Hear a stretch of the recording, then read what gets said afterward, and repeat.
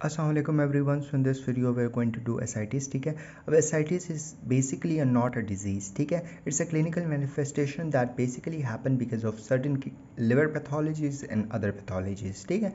अब इसमें हमारे पास क्या होता है, फ्लूइड एक्यूमुलेट कर जाता है. ठीक है. किधर एक्यूमुलेट करता है, पेरिटोनियल कैविटी में एक्यूमुलेट करता है. ठीक है.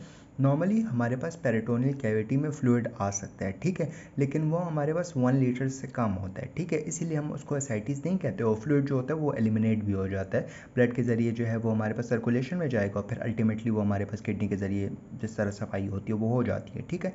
लेकिन इसमें 1 लीटर से ज़्यादा हो जाता है. ठीक है. वो इतना ज़्यादा हो जाता है कि वो पेशेंट का एब्डोमिनल डिस्टेंशन और बाकी डिफरेंट क्लिनिकल मैनिफेस्टेशन आना शुरू हो जाती हैं. ठीक है. तो ये एसाइटिस हो गया. ठीक है. अब एसाइटिस को सही तरीके से स्टार्ट करने से पहले आपको मैं ये बता देता हूँ कि जब आप क्लिनिकली एग्ज़ामिन करते हो पेशेंट को, ठीक है, तो एसाइटिस को हम लोग एग्ज़ामिनेशन में 2 चीज़ों से कंफर्म करते हैं. ठीक है. एक फ्लूइड थ्रिल है और एक हमारे पास जो है वो शिफ्टिंग डलनेस है. ठीक है. अब फ्लूइड थ्रिल जो होता है ना, बेसिकली अगर हमारे पास पूरा पेरिटोनियम फ्लूइड से भरा हुआ है, ठीक है, तब ही हमारे पास ये फ्लूइड थ्रिल पॉजिटिव आता है. मतलब ऐसा होता है कि एक साइड से आपने जो है वो फ्लिक करना है, ठीक है, और दूसरी साइड से आपने उसको फील करना है. ठीक है. तो अगर आपको फील होगा वो फ्लूइड, ठीक है, तो आपको मतलब फ्लूइड जो है वो ऐसे बह रहा है ना, ठीक है, तो आपको वो पॉजिटिव होगा. ठीक है. इसके अलावा शिफ्टिंग डलनेस क्या होता है ना कि फॉर एग्जांपल एक साइड ऑफ द पेरिटोनियम में फ्लूइड है और दूसरी साइड में नहीं है. ठीक है. और आप क्या करते हो, पेशेंट को थोड़ा सा शिफ्ट कर देते हो. फॉर एग्जांपल ये पेशेंट है, थोड़ा सा उसको ऐसे टिल्ट कर देते हो, फिर हम देखते हैं कि फ्लूइड शिफ्ट हो रहा है कि नहीं. ऑब्वियसली अगर पूरा का पूरा पेरिटोनियम फ्लूइड से भरा होगा, ठीक है, तो तब कभी भी हमारे पास जो है वो फ्लूइड, ये जो शिफ्टिंग डलनेस है वो पॉजिटिव नहीं आएगी. ठीक है. क्योंकि हमारे पास जो यहाँ का फ्लूइड था वो कभी भी वहाँ पे नहीं जाएगा क्योंकि वो रास्ता पूरा का पूरा भरा हुआ है. ठीक. अच्छा जी. फिर उसके बाद ना हमारे पास बेसिकली हमारे पास जो फ्लूइड होते हैं ना वो 2 किस्म के होते हैं. एक एक्सुडेटिव फ्लूइड होता है, एक ट्रांसुडेटिव फ्लूइड होता है. ठीक है. अब जो ट्रांसुडेटिव फ्लूइड होता है ना वो बेसिकली हमारे पास किसकी वजह से ज़्यादा होता है, वो हमारे पास जो हाइड्रोस्टैटिक प्रेशर है ना उसकी ज़्यादती की वजह से हमारे पास जो है वो ट्रांसुडेटिव फ्लूइड निकलता है ब्लड वेसल से इंटेस्टिशियम में. ठीक है. और जो एक्सुडेटिव फ्लूइड होता है ना वो हमारे पास हाइड्रोस्टैटिक प्रेशर की वजह से नहीं निकलता, बल्कि वो इन्फेक्शन की वजह से या हमारे पास कोई मैलिग्नेंसी हो जिसकी वजह से जो रीनल जो वेसल का वास्कुलेचर होता है ना, ठीक है, वो हमारे पास डिस्टर्ब हो जाए. फॉर एग्जांपल ये हमारे पास वेसल है, ठीक है, ये ऐसे वेसल है, लेकिन अगर इसमें हमारे पास गैप्स आ गए, ठीक है, रास्ता सुराख बन गए, जब सुराख बनेंगे तो हमारे पास वो फ्लूइड बाहर निकलना शुरू हो जाएगा और जब वो बाहर निकलेगा तो अल्टीमेटली वो हमारे पास एक्सुडेटिव फ्लूइड होगा. ठीक है. अच्छा जी.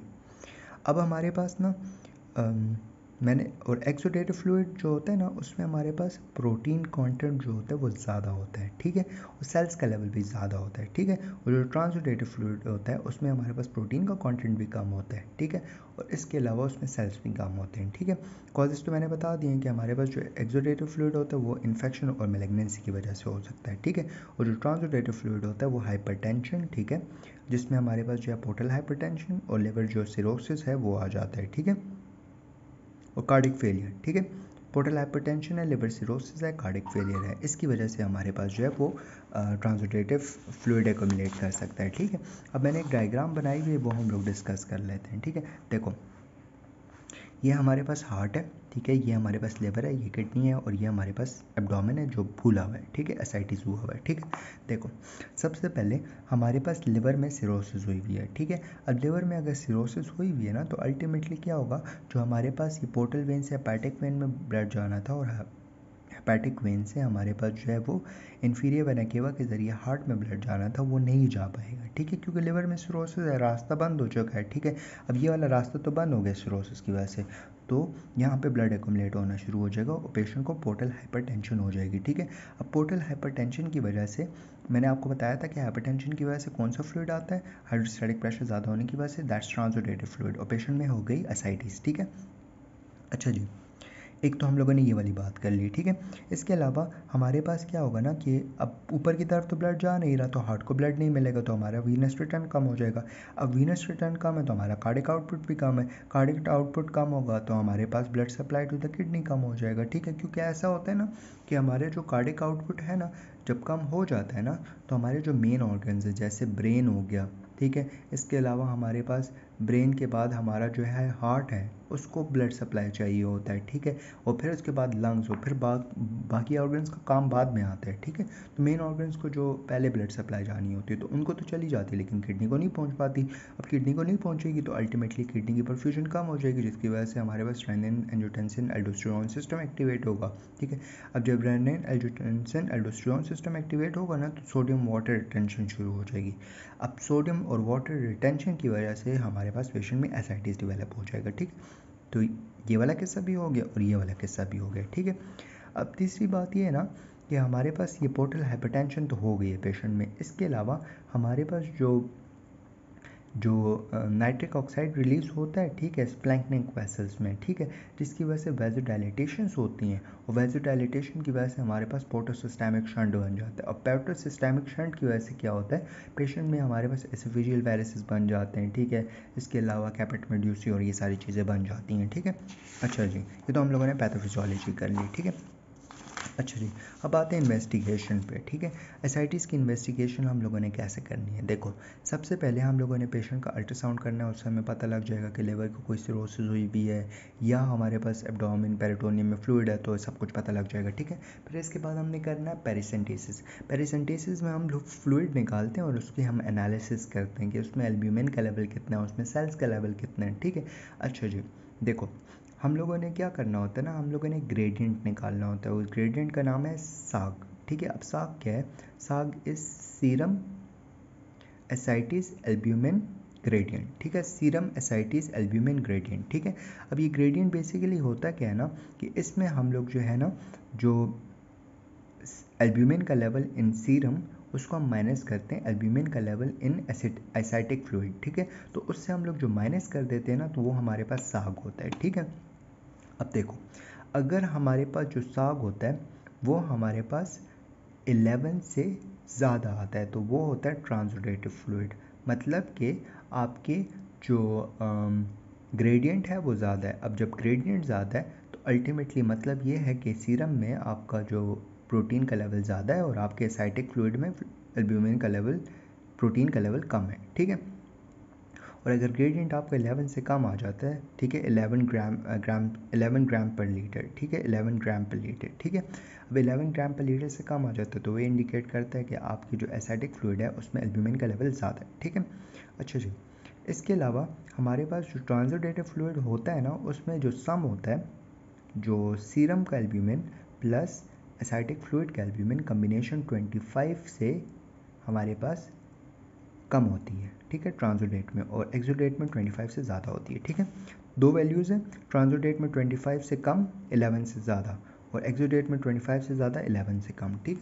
अच्छा जी, ये तो आप लोगों ने पहले हमने अल्ट्रासाउंड किया, पैरासेंटेसिस की, फिर साग जो है हमने कैलकुलेट कर लिया, ठीक है। इसके अलावा हम लोग साइटोलॉजी कर लेते हैं। साइटोलॉजी में हम लोग सेल्स देख लेते हैं, कोई मैलिग्नेंसी वगैरह वो देख लेते हैं, WBC देखते हैं कोई इन्फेक्शन वगैरह है कि नहीं, ठीक है। इसके अलावा हम लोग लेप्रोस्कोपी कर लेते हैं पेरिटोनियल डिजीज़ के लिए, ठीक है। इसके अलावा हम लोग एमाइलेज का लेवल देख लेते हैं एसाइटिक फ्लूइड में, ठीक है। अगर वो 1000 ग्राम्स पर यूनिट 1000 यूनिट पर लीटर से ज़्यादा है ना, ठीक है, तो वो इंडिकेट करता है कि पेंक्रियाटिक एसाइटिस है, ठीक है। और इसके अलावा हम टैक्स का लेवल भी देखते हैं। तो हम लोगों ने क्या करना है, देखो, एक अल्ट्रासाउंड करना है फ्लूइड के लिए, पैरासेंटेसिस कर लेनी है, साग निकाल लेना है, साइटोलॉजी कर लेनी है, WBC का लेवल देख लेना है, लेप्रोस्कोपी देख कर लेनी है, ठीक है, और एमाइलेज का लेवल और ट्राइग्लिसराइड का लेवल देख लेना है, ठीक है। अब आते हैं इसकी मैनेजमेंट पे, ठीक है।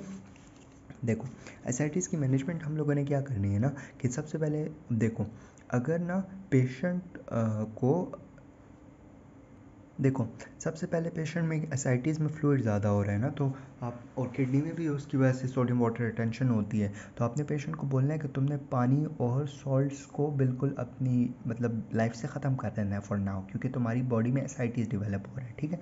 तो पानी और सोडियम रिस्ट्रिक्शन है, ठीक है, सबसे पहले। इसके अलावा अगर इससे फ़ायदा नहीं होता तो आप पेशेंट को डायूरेटिक्स देते हो। अब डायूरेटिक्स में एक तो पोटेशियम स्पेयरिंग डायूरेटिक है जिसमें स्पाइरेनोलेक्टोन है, और एक आप जो होता है लूप डायूरेटिक फ्यूरिसमाइड दे देते हो, ठीक है। लेकिन वो भी आप किस हद तक दोगे, ठीक है। अगर पेशेंट को फ़ायदा नहीं हो रहा, ठीक है, तो आपने ड्रग चेंज करनी है, ठीक है। अब कितना देते हो, स्पाइरेनोलेक्टोन आपकी मैक्सिमम डोज 400 mg है, और फ्यूरोसेमाइड की जो है वो हमारे पास ऑलमोस्ट 160 mg है, ठीक है। फिर इसके बाद आप पैरासेंटेसिस कर लेते हो, पैरासेंटेसिस से निकाल लेते हो, ठीक है। अब अगर पैरासेंटेसिस से भी फ़ायदा नहीं हो रहा ना, तो फिर आपने टिप्स करना है, ठीक है। टिप्स क्या है? ट्रांसजुगुलर इंट्राहेपेटिक पोर्टोसिस्टेमिक स्टंट शंट, ठीक है। तो आपने क्या करना है, ट्रांसजुगुलर मतलब जुगुलर वेन के ज़रिए जाना है, ठीक है, लिवर में जाना है, पोर्टोसिस्टेमिक शंट बनाना है और उसमें एक स्टंट डाल देना है, ठीक है। कि अल्टीमेटली क्या हो कि वो जो आपका फ्लूइड है ना वो सिस्टेमिक सर्कुलेशन में जाए, अल्टीमेटली वो क्लीन आउट हो जाए, ठीक है। लेकिन ऑब्वियसली ये टिप्स जो होता है ना, ये आप लाइफ लॉन्ग के लिए नहीं लगाते, फॉर टाइम बिंग लगा ले तो पेशेंट के क्लिनिकल फीचर्स ठीक हो जाते हैं, बस फिर हटा देते हो, ठीक है। लेकिन ये ऑब्वियसली पूरा प्रॉपर जो आपकी ट्रीटमेंट नहीं है, ठीक है। इसके अलावा आप पेरिटोनियो वीनस शंट लगाते हो, पेरिटोनियम से एक शंट लेके जाते हो कनेक्शन, और वो आप जाके वीनस सर्कुलेशन के साथ कनेक्ट करते हो कि वो आपका प्रॉपरली हार्ट में जाए, अल्टीमेटली आपकी उसकी फ्लूइड क्लीन हो जाए, ठीक है। अच्छा जी, अब कॉम्प्लिकेशन क्या हो सकती हैं हमारे पास सोसाइटीज़ की वजह से? एक तो हमारे पास रीनल फेलियर हो सकता है, ठीक है, सही है। रीनल फेलियर हो सकता है, हेपेटोरीनल सिंड्रोम हो सकता है, स्पॉन्टेनियस बैक्टीरियल पेरिटोनाइटिस हो सकता है, ठीक है। That's it, we done with ascites. Next video में हम आगे कंटिन्यू करेंगे। थैंक यू, जज़ाकल्लाह खैर।